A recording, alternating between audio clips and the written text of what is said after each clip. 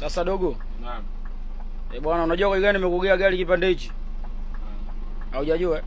Hapa tupo mdaula hapa, tunataka tupandishe juu. Kwa hiyo juu magari sio mengi mdogo wangu. Juu magari sio mengi, kikubwa umakini mdogo wangu. Hii gari hapa hii gari ni ugali wangu mimi na kuelekeza wewe. Umenielewa? Yaani hapa gari ni ugali wangu mimi na kuelekeza wewe, tusaidiane katika maisha. Sasa ukileta mambo ya kisenge, umeingiza gari umevunja site mila mdogo wangu, mimi nakosa ugali na wewe unakosa ugali. Sawa sawa. Zingatia nini? Zingatia chaki ninyooshe. Na uona mimi mwenyewe ni dereva. Usiseme mimi dereva wakati tumekuja kufundisha, mbona unaita mambo ya kisenge mzee? Haya sawa, kuja samani. Acha mambo ya kisenge bwana, mbona unaita mambo ya kimeusho? Moja basi, kama dereva kachukua gari lako, shuka hapo.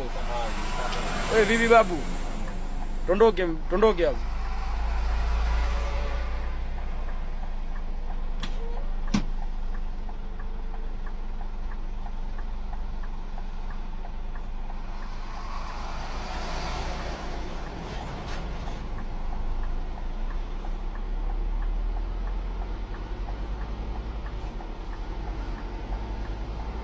Kukimbia sio ndo kujua gari, kukimbia sio ndo kujua gari. Alafu zima indicator hiyo. Ushaingia bani na zima indicator. Kwani wewe unionagi mimi ninavyofanya mzee? Ni kazi za kumfundisha mtu gazi mimi siwezi kabisa babu. Yaani wewe ndo wa mwisho, mimi simfundishi mtu mwingine tena gari. Yaani wewe ndo wa mwisho.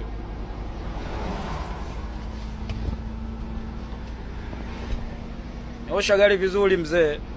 Mimi kuwa karibu hapa sio unaniogopa. Unaona unabana kwangu huko. Magari yanakuja yamenibana baba. Sasa magari yamekuja yamekubana vipi? Mbona unaita mambo ya kisenge? Yaani barabara naona kama ndogo. Nyosha gari mzee, nyosha gari. Umetaka kujua gari, nyosha gari. Sawa. Washukuru Mungu. Unaendesha gari hapo umekaa kwenye kiti. Wewe wengine walikopa anapakatwa hapo. Kuna dogo yanya moja akafundishwa gari anapakatwa kwenye kiti hapo. Wewe unasema gari ya nini? Naomba utengeneze kofia hii. Kwa kunyoosha kofia wewe uwezi. Kofia umeivaa nini mzee? Mbona unaita mambo ya kijinga? Kofia. Nyosha gari babu. Nyosha gari, zingatia.